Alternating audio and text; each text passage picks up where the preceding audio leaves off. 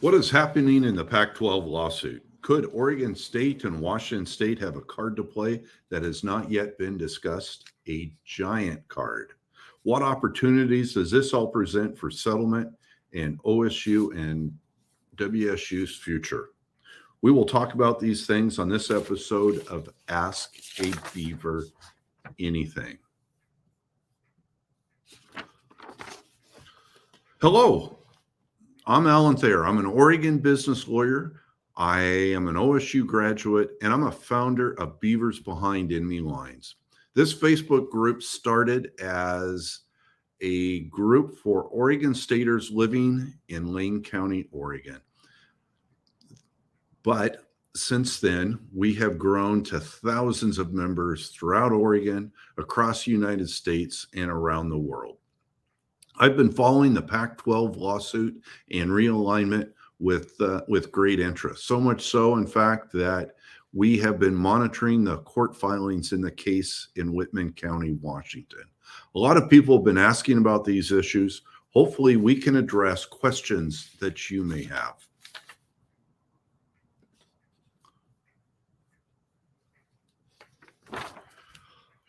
Speaking about Beavers Behind Enemy Lines, you can stay current on realignment issues and all things OSU on Beavers Behind Enemy Lines.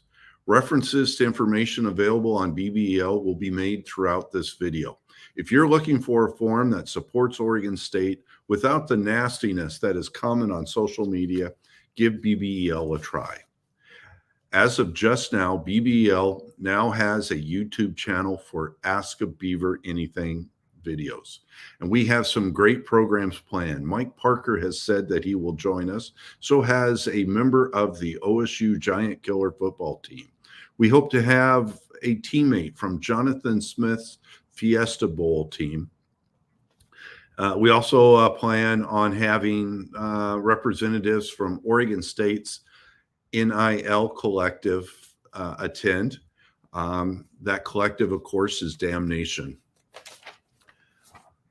But let's talk about settlement possibilities. This is OSU President Murthy and WSU President Schultz. On September 22nd, they held an unprecedented joint press conference with their athletic directors. If you are interested in these issues and you have not seen this press conference, please look at it. The video is available at a link shared by Judy Hayes on Beavers Behind Enemy Lines. Look for the title WSU versus OSU Media Call.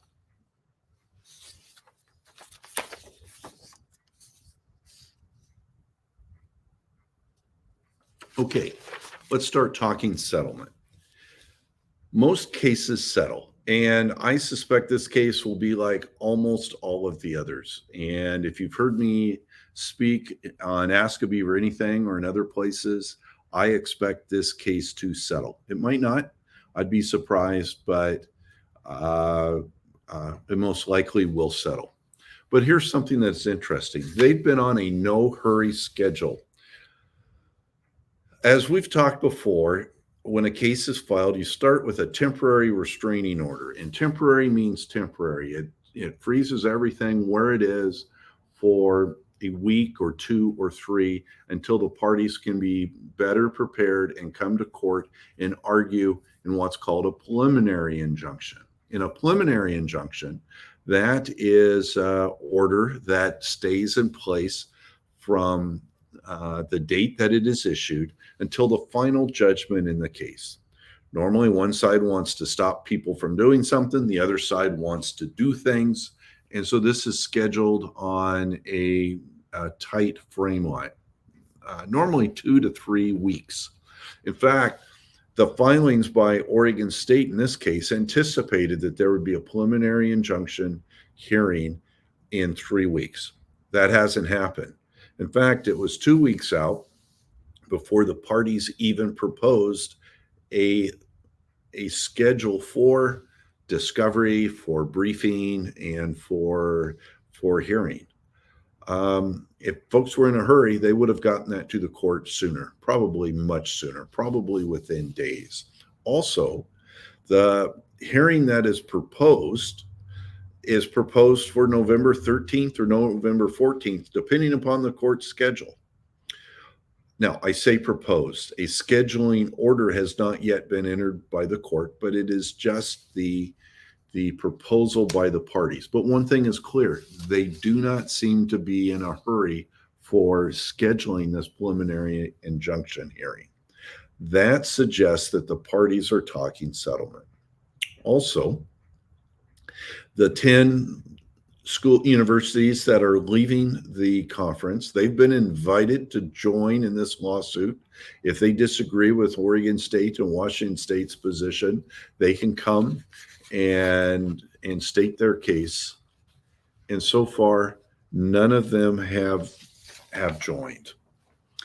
I mentioned that there is a proposed scheduling order, and that proposal has been uploaded to Beaver's Behind Enemy Lines. You go to the Facebook group and you look for the files section, and there you will find a file labeled proposed schedule that was uploaded on September 26th. Now, in the last day and a half, we have learned about the magnitude of an asset that may be part of the Pac-12, an asset that presumably would be controlled by Oregon State and Washington State. Now, we've known that among the assets are the ownership in the college football playoff limited liability company. This is the entity that owns the college football playoff series. We know that at least for a couple more years, there are 5 members or 5 owners of this limited liability company. One of those owners is the Pac-12. But here's what we didn't know, I think, until yesterday. And this came from a podcast called Locked On Big 12 Podcast. And this podcast was shared on Beaver's Behind Enemy Lines by Jason Heckel on September 26th, and shared again by Dan Kerr on September 27th. It's kind of the podcast looks long. It's about 26 minutes, but the Oregon State portion of it is in the first 7 minutes, and it's very interesting. If you want to look at this, go to Beaver's Behind Enemy Lines and look for Oregon State, Washington State will expand to Big 12, or ESPN loses $320 million. The guy is good with his headlines. Okay. For these reasons, we expect that there will be a settlement. But what kind of settlement? Okay, I've talked about 2 different types of settlement. One is what I call a small ball settlement. And let me explain what that is. That settlement would resolve the conference governance issues. Who is in charge? So the membership of the conference doesn't change, at least till the end of the current academic year. There's 12 members of the conference. The issue is who is on the board of directors for the conference? Who gets to vote? Is it the entire membership, all 12, or is it OSU and WSU? That is the issue before the court in Whitman County, Washington. And that's what a small ball settlement would resolve. It would say, okay, yes, the board is controlled by 2 people. Now, this would provide some level of certainty, at least for now. Oregon State and Washington State could start moving towards the future.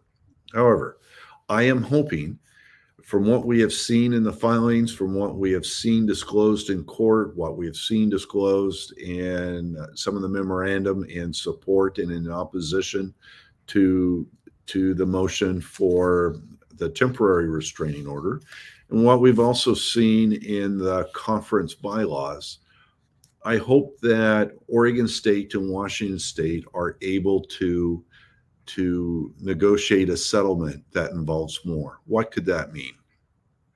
Okay, first of all, the real parties in interest would settle. The parties to the lawsuit are Oregon State, Washington State, their presidents, the Pac-12, and its commissioner.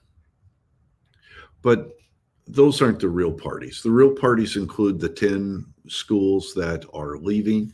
It includes the conferences that induce them to leave. And I think it quite frankly includes the TV networks.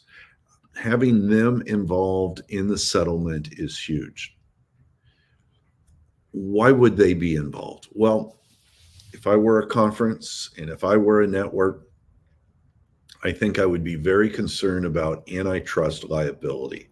Antitrust is, in essence, an agreement in restraint of trade, and that's a technical legal definition. But if you start dividing up markets, controlling who goes where, start picking winners and losers, agree that we'll let these people in and won't let these other universities in, there might be antitrust implications. That's what I think I mean. Well, I know that's what I mean by the real parties in interest. Now, with word of the magnitude of the payout for the college football playoff profits for at least 2 years in the neighborhood of $320 million a year, I think those same parties have an interest. What else could happen in a long ball settlement? Oregon State and Washington State could negotiate to keep Power Five status as a conference for the Pac 12. They could negotiate to keep autonomy status. Autonomy status is a status under the NCAA. On some issues, the Power Five conferences, those who also have autonomy, gets to write some of their own rules. And Oregon State ought to be negotiating for college football playoff ownership and to keep the Pac-12 as an owner in the college football playoff limited liability company. Now that's all going to be changing in 2 years with the expansion to 12 teams, but hopefully they can keep a seat at the table. Now, I mentioned the media companies as a real party in interest. And as part of a long ball strategy,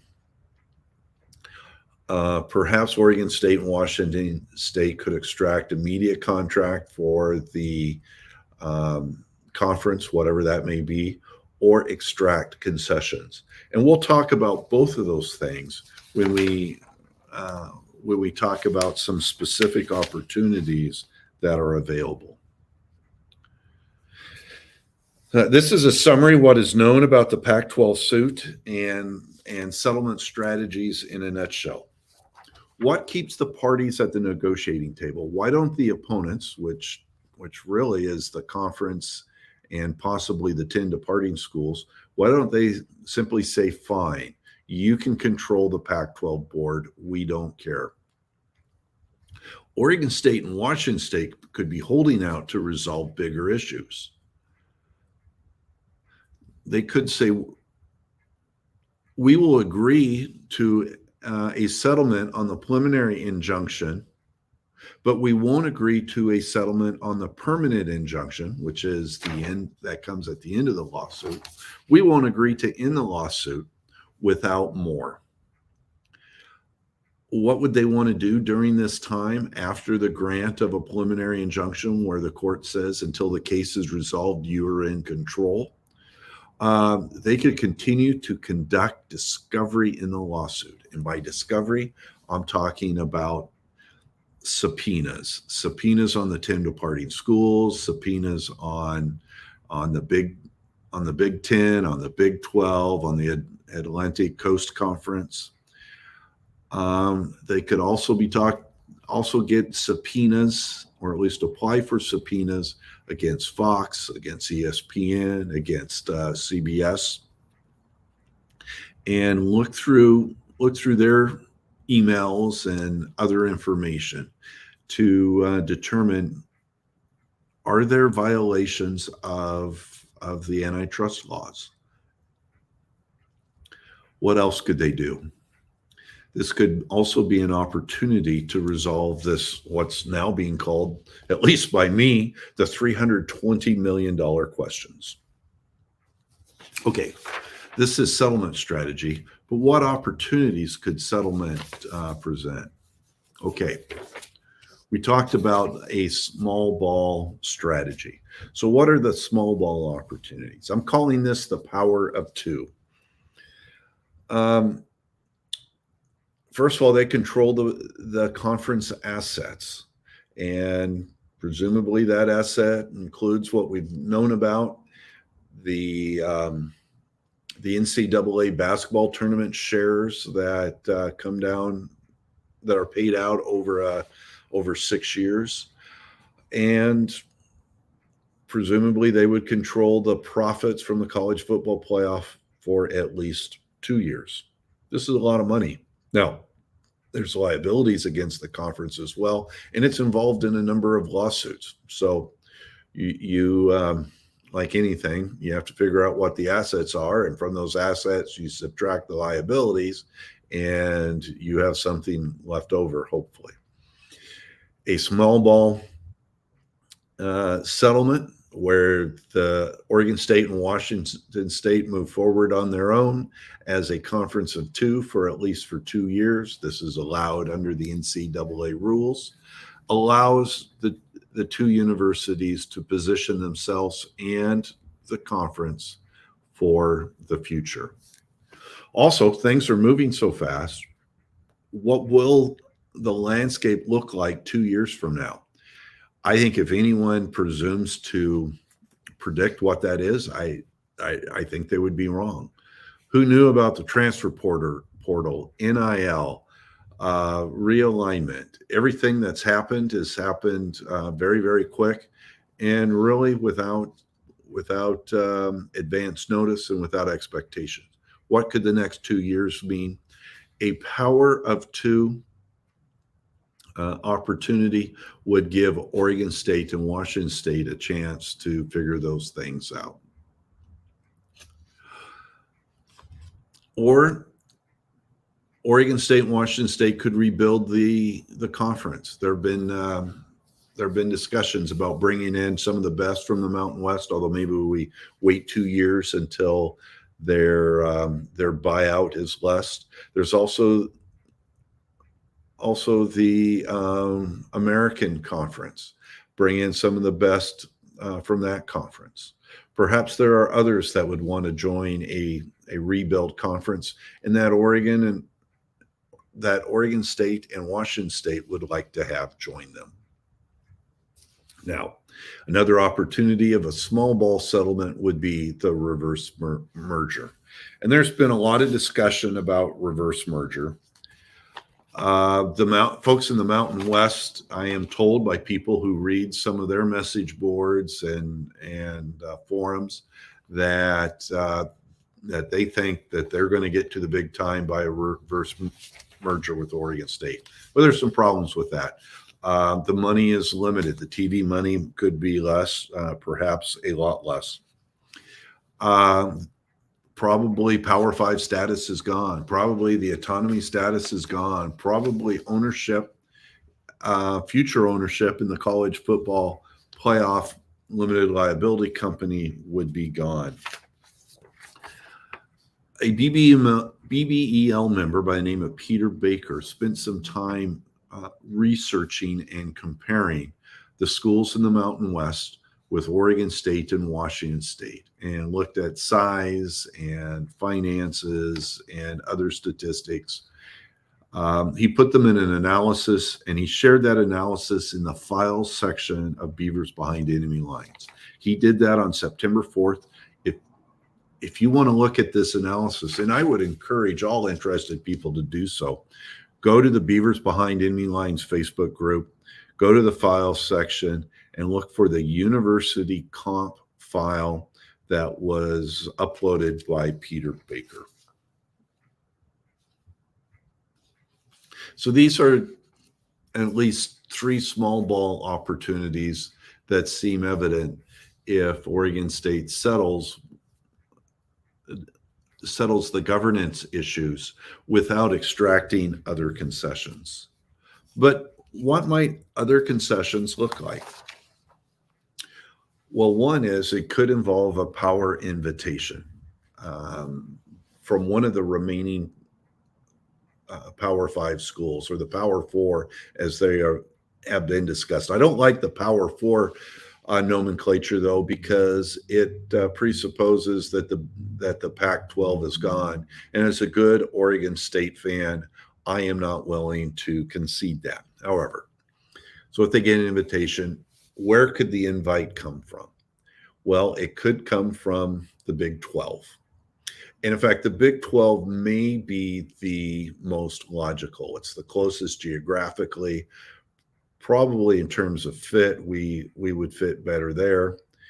Um, some of our former Pac-12 rivals, the Four Corner schools, are in the Big 12, so we would see faces or universities that we recognize. I actually hope that we could go for broke, that we get a Big 10 invite or hold out for a Big 10 invite. And that's for a couple of reasons. One, the next round of realignment, the Big 12 as a conference could say, hey, thanks, guys, but you're no longer included. And we'd be at risk of being on the outs again, however many years down the road. So that's a big reason. Another is that Washington State and Oregon State could continue their traditional rivalries with their in-state rivals. Yeah, I like a lot of people, I'm really upset at both of those universities. However, here is what I would like to see as a rub on that. We join the Big 10, but unlike Oregon and Washington, we go in for a full share of the TV revenue. How could that be bankrolled? It would be because the TV networks are brought in as part of that settlement. This only happens if they are involved. But if they are involved, then they could pay in exchange for our not going after the antitrust issues. By the way, issues which could very much disrupt college sports as we know it. That we agree not to conduct discovery on those antitrust issues, and the $320 million card that actually could help us as well. So we go in with full shares while Oregon and Washington have half shares, and we get to beat our traditional rivals at the end of the season in a rivalry game. I like that. Okay. A power invitation is but one of the long ball opportunities. We could rebuild the pack. Now, we talked about rebuilding the pack as part of a small ball opportunity, but it could be an opportunity here as well. If the TV networks say, okay, we've got to give a TV contract that's going to pay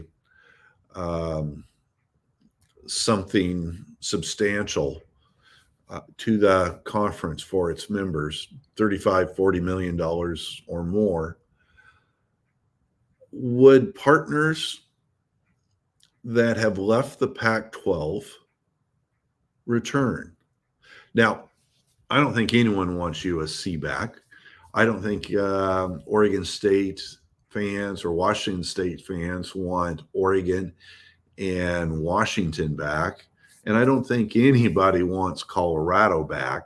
But that still would leave 6 other universities that could join Oregon State and WSU to form a new conference, a Pac-9 or Pac-8, whatever the numbers work out to be. There's other schools that we could certainly add as part of a rebuilt pack, but a pack that actually has a known substantial TV contract. A school or 2 or 3 from the Mountain West, a school or 2 or 3 from the AAC. Those are all possibilities, and there may be others that say, okay, our position in our current conference is at jeopardy.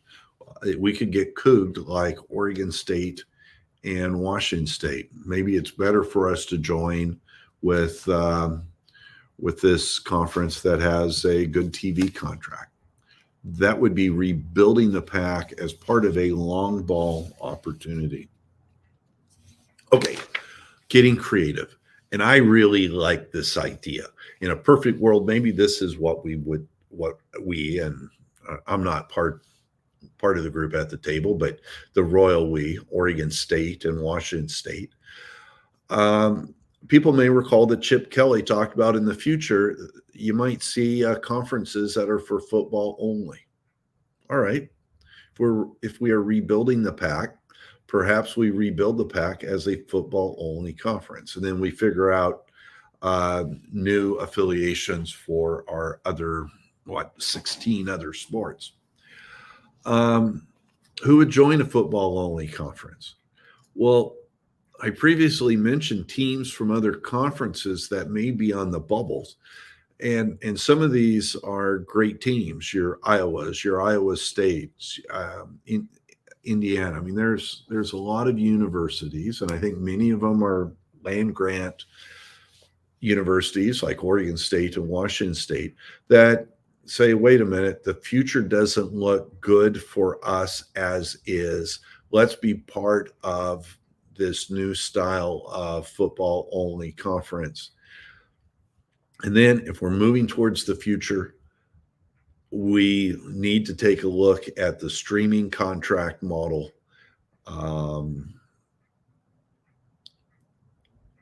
And maybe it's streaming with linear through one of the current sports networks, CBS, Fox, ESPN, or maybe it's streaming with, as was proposed by Apple, where the conference shares in the success of the subscriptions. Properly managed, those numbers could get to be big very quickly. This is more of the future is now type of a long ball opportunity. Now, you may say, wait a minute, these other universities are getting big dollars from their current conference, and there's big penalties if they were to leave. Well, this is where it's good to have the real parties in interest as part of the negotiated settlement. With the Big Ten as a party, they could be let out of their contract. With Fox as a party, Fox could agree, yes, we will let these universities out without charging any penalties that we're currently entitled to under our agreement with the conference. Same with the universities from the Big 12. That is a possibility. The future is now type of vision. Okay. Recently, we've heard discussion, I mean, within the last week or so, we've heard discussion of a promotion and relegation model. That is, you have two conferences, a higher conference and a lower conference. The top two teams from the higher conference move up each year, and the bottom two teams of the higher conference move down. This is the European soccer model. Problem with this is that no one involved in a promotion relegation model likes it. It's reported that the European soccer teams, they don't like it. Now, the discussion of promotion relegation was mentioned as the Pac-12 as the top conference and the Mountain West as the bottom conference. That's a possibility. Someone on Beaver's Behind Enemy Line suggested, hey, how about doing that, but with the Pac-12 and the Big 12? And maybe Oregon State and Washington State would start in the lower conference, but would have an opportunity to move up. If you are interested in the promotion relegation model. There's an article on this in Yahoo Sports. Jim Rue shared this on Beavers Behind Enemy Lines on September 19th. The article is titled Promotion/Relegation in College Football. It's a very interesting model. Scott Barnes, the Oregon State athletic director, expressed interest in it. He liked the creativity. The WSU athletic director said, no, it won't work because of existing contracts that other leagues have with their media partners. But if the media partners are part of the settlement, then they could agree to whatever changes make sense and are agreed to as part of the settlement. Okay, so these are the settlement opportunities that come to mind. What do you think? What is missing? Please comment in the Beavers Behind Enemy Line Facebook group or on the BBEL YouTube channel with your ideas. We would love to see them. Okay, we've reached the end. If you found this information helpful, if you would like to be part of further Ask a Beaver Anything videos, like and subscribe on the Beavers Behind Enemy Lines YouTube channel. You don't want to miss out on some of the programs we have coming. Second, if you don't mind, please, please, please share this video on your social media, because I think a lot of Beaver fans and I think a lot of Washington State fans are interested in these topics, and hopefully this is of help. And then join the Beavers Behind Enemy Lines Facebook group. We would love to have you.